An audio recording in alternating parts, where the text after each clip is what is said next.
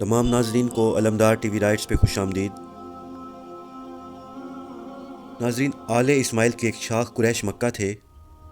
398 کے قریب اس خاندان میں ایک جلیل القدر اور تاریخی شخص قصہ پیدا ہوا جس نے قریش کی عظمت کی بنیاد رکھی، اور ان کی 5ویں پشت میں ہمارے نبی صلی اللہ علیہ وآلہ وسلم پیدا ہوئے۔ آپ کا شجرہ نسب محمد بن عبداللہ بن عبد المطلب بن ہاشم بن عبد المناف بن قصہ ہے۔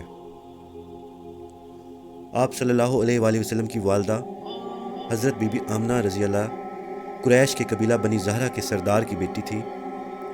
والد مکرم حضرت عبداللہ تجارت کر کے روزی کماتے تھے۔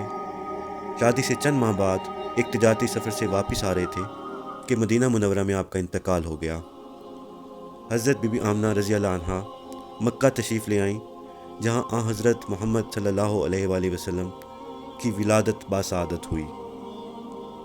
آپ کے دادا عبد المطلب نے خانہ کعبہ میں لے جا کر محمد صلی اللہ علیہ وآلہ وسلم آپ کا نام رکھا، جو عرب والوں کے درمیان بہت ہی عجیب تھا، کیونکہ اس کے معنی ہے تعریف کیا گیا۔ دادا کی نیت بھی یہی تھی کہ ان کے پوتے کی تعریف ساری دنیا میں ہو۔ عرب میں اس وقت روایت تھی کہ پیدائش کے بعد شرفا اپنے بچوں کو کسی داعیہ کے ہاتھ کے حوالے کر دیتے، جو انہیں لے کر گاؤں چلی جاتی، اور اس طرح کھلی ہوا میں تندرست رہنے کے علاوہ بچوں میں اہل عرب کی حقیقی خصوصیات بھی پیدا ہو جاتی اور وہ خالص عربی زبان سیکھ جاتے۔ چنانچہ ولادت کے 6 ماہ بعد حضرت صلی اللہ علیہ وآلہ وسلم قبیلہ بنی سعد کی خاتون حلیمہ کے سپرد ہوئے، اور بنی سعد اپنی فصاحت میں مشہور تھا، اور اکثر روایات کے مطابق آپ صلی اللہ علیہ وآلہ وسلم اس امر پر ہمیشہ مسرت اور اطمینان کا اظہار کرتے کہ ان کی زبان بنی سعد کی زبان ہے۔ تقریباً 6 سال تک حلیمہ سعدیہ نے آپ کی پرورش کی اور اس کے بعد لا کر والدہ کے حوالے کر دیا۔ حضرت عبداللہ کے انتقال کے بعد حضرت بی بی آمنہ ہر سال ان کی قبر کی زیارت کو مدینہ تشریف لے جایا کرتی تھی۔ 6 سال آپ صلی اللہ علیہ وآلہ وسلم بھی آپ کے ہمراہ ساتھ تشریف لے گئے، اور واپسی پر آپ کی والدہ بیمار ہو گئیں اور ابوا کے مقام پر انتقال فرمایا۔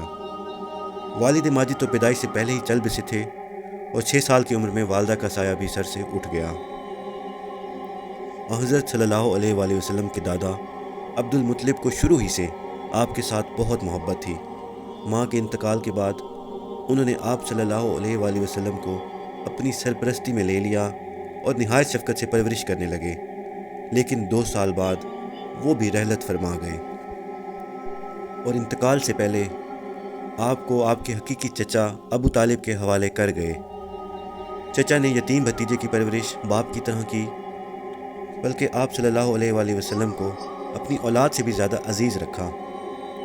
آپ کی عمر مبارک 12 سال کی تھی کہ ابو طالب کو تجارت کے سلسلے میں شام کا سفر پیش آیا۔ جدائی کے خیال سے آپ صلی اللہ علیہ وآلہ وسلم کی آنکھوں میں آنسو آ گئے، اس لیے آپ کے چچا آپ کو بھی اپنے ساتھ لے گئے۔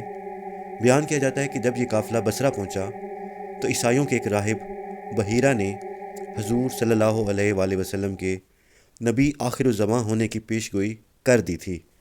شام کے سفر کے دوران آپ نے عیسائیوں اور یہودیوں کی عادات و رسوم کا اچھی طرح مطالعہ فرمایا، اور ان کے مشہور مقامات اور تاریخی کھنڈرات بھی دیکھے۔